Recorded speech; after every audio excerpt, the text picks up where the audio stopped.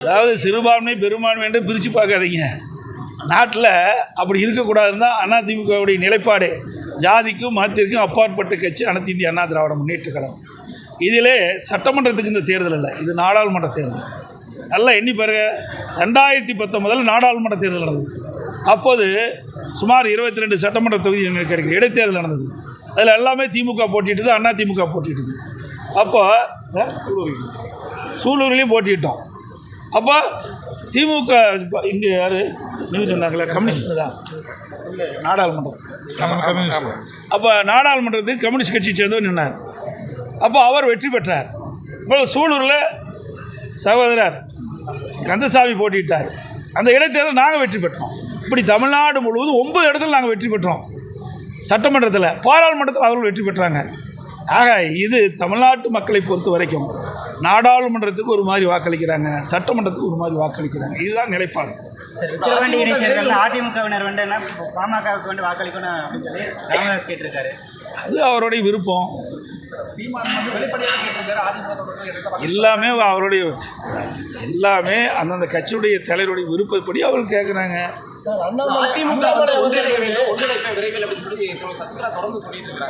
அதே வேளையில ஓபிஎஸ் சசிகலாவை பார்க்குறேன் அப்படின்னு இருக்காரு. ஓபிஎஸ் மீண்டும் வந்தால் சேர்த்துக்குவீங்களா? ஓபிஎஸ் மீண்டும் அதிமுக நாடா இணைகிறேன் அப்படின்னு சொல்லி இணைக்கிறது. அதாவது அவர் போகிறது வர்றது அப்படிலாம் அந்த கட்சி கிடையாது. இது கடையில் விற்கிற பொருள் அல்ல, இது ஒரு கட்சி. அதிமுகவுக்கு என்று சில விதிமுறைகள் இருக்கின்றன. அந்த விதிமுறைப்படி தான் கட்சி நடத்துவோம். இன்றைக்கு இந்த கட்சிக்கு விரோதமாக அவர் ஈடுபட்ட காரணத்தினால்தான் அனைத்து இந்திய அண்ணா திராவிட முன்னேற்ற கழகத்திலிருந்து அவர் அடிப்படை உறுப்பிலிருந்து நீக்கப்பட்டார்.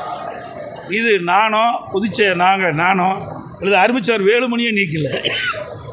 அனைத்து இந்திய அண்ணா திராவிட முன்னேற்ற கழக தொண்டர்களுடைய மனநிலையில் அங்கு வந்த பொதுக்குழு உறுப்பினர்கள் அவளுடைய எண்ணப்படி தீர்மானம் கொண்டு வரப்பட்டு பொதுக்குழுவில் ஏகமனதாக தீர்மானம் நிறைவேற்றப்பட்டு அந்த தீர்மானத்தின் அடிப்படையில் தான் அவர் அடிப்படை உறுப்பிலிருந்து நீக்கிறோம், பொறுப்பிலிருந்து நீக்கிறோம். அவர் மட்டுமல்ல, அவரோடு சேர்ந்து 3 பேரும் நீக்கப்படுகிறாங்க. ஆக இது பொதுக்குழுவால் எடுக்கப்பட்ட முடிவு.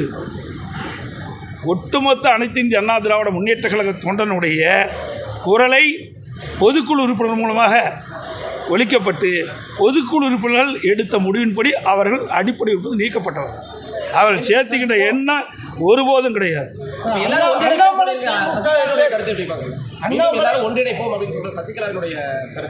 எங்கே ஒன்றிணைப்பு? அவையில கட்சியில் இல்லையே, அவர்களே உறுப்பினரே இல்லை, அவர் எப்படி போய் ஒன்றிணைக்க முடியும்? அதாவது அது மட்டும் இல்லை, இதில் பார்த்தீங்கன்னா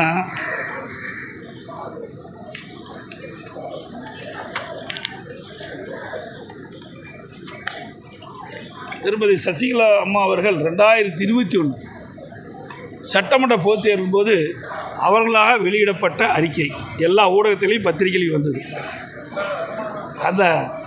அப்போ என்ன சொல்லியிருக்கிறாங்க?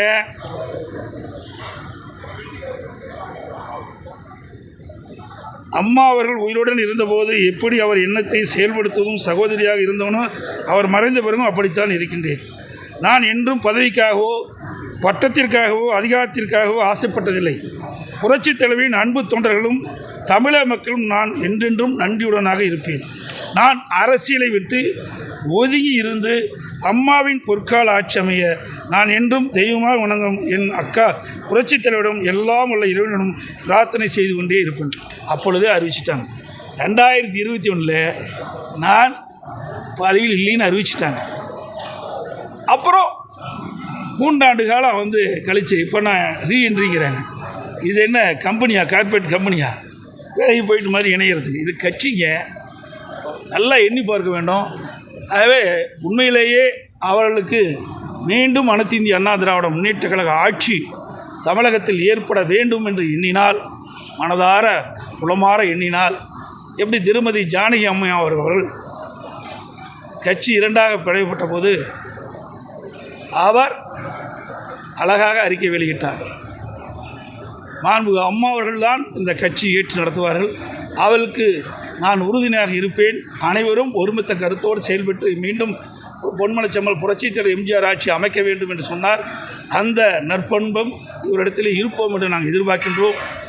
அது அப்படிப்பட்ட ஒரு நல்ல எண்ணத்தின் அடிப்படையில் அவர் செயல்பட்டால் நன்றாக இருக்கும் என்று தொண்டர்களிடம் எண்ணுகிறார்.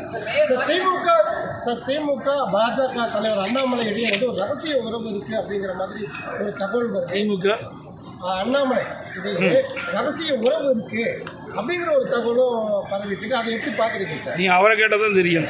என்ன எங்களுக்கு எப்படி தெரியும்? அவருக்கு எங்களுக்கு என்ன சம்மதம்? சரி, அண்ணாமலைக்கு எங்களுக்கு என்ன சம்மதம்? நீ அவர்கள் கேட்டால் அந்த உண்மையை நீங்கள் தெரிஞ்சு கொள்ளலாம். நிதியமைச்சர் பேசுறதா ஒரு ஆடியோவை வெளியிட்டாரு அண்ணாமலை. முன்னாள் நிதியமைச்சர் வந்து பேசுறதா ஊழல் குறித்து ஒரு ஆடியோ வெளியிட்டாரு. அதன் பிறகு வந்து அவர் எந்த இடத்துலையும் புகாரும் கொடுக்கல, அதுக்கு அடுத்தபடி எதையுமே செய்யலை. அப்போ இது வந்து அவருடைய யார் ஊழல் செஞ்சான்னு சொல்கிறீங்க? எனக்கு புரியல. முன்னாள் திமுக நிதியமைச்சர் வந்து அவருடைய திமுக ஸ்டாலினுடைய மகனும் மருமகனும் 30,000 கோடி ஊழல் செஞ்சு ஒரு ஆடியோ வெளியிட்டிருந்தார். விளக்கமாக கேளுங்க. அதுக்கப்புறம் வந்து அவர் வந்து அது சம்மந்தமாக எந்த புகாரும் எங்கேயும் அளிக்கல. இதெல்லாம் வந்து அவங்களுக்குள்ள இருக்கிற ஒரு ரகசிய உறவை காட்டுதா அப்படின்னு இருக்கலாம். ஏனென்று சொன்னால் இன்றைக்கு இந்த ஊடகங்களும் பத்திரிகைகளிலும் ஒரு அருமையான கேள்வி கேட்டுக்கிறீங்க. அதோட முடிஞ்சு போச்சு. அதுக்கு முன்னாடி எங்களை தான் கேள்வி கேட்டுட்டு இருக்கிறீங்க. அவர்கள் கேள்வி கேட்கவே மறுக்கிறீங்க. திராவிட முன்னேற்ற கழகம் ஆட்சி பொறுப்பேற்ற பிறகு சுமார் 30,000 கோடி அவருடைய ஆட்சி காலத்தில் பல்வேறு துறைகளில் சம்பாதிக்கப்பட்ட பணத்தை என்ன செய்வது என்று தெரியாமல் தடுமாறி கொண்டிருக்கிறார் என்ற செய்தியை ஆடியோ மூலமாக அன்றைய நிதியமைச்சர், இன்றைக்கு அமைச்சராக இருக்கின்ற திரு பழனிவேல் ராஜன் அவர்கள் தெரிவித்திருக்கிறார். அதை பற்றி அவரும் பேசியிருக்கார், நாங்களும் பேசியிருக்கோம். தொடர்ந்து நாங்கள் பேசிக்கிட்டு தான் இருக்கிறோம். அந்த உண்மையெல்லாம் எங்களுடைய ஆட்சி அமைந்த பிறகு வெளியிலே கொண்டு வரப்படும். ஆக இவ்வளவு பெரிய ஊழல் நடந்தவர்கள் இன்றைக்கு நாட்டு மக்களிடத்திலே ஒரு நாடகத்தை அரங்கேற்றி உத்தம புத்தர்கள் போல் ஒரு நாடகத்தை அரங்கேற்றி இருப்பதுதான் விந்தையாக இருக்கின்றது. பாதகம் செய்பவரை கண்டால் நாம் பயங்கொள்ளலாகாது பாப்பா, மோதி மிதித்து விடு பாப்பா, அவர் முகத்தில் உமிழ்ந்து விடு பாப்பா. அண்மை செய்திகளை உடனுக்குடன் தெரிந்து கொள்ள இணைந்திருங்கள் இயம்நாடு தொலைக்காட்சியுடன்.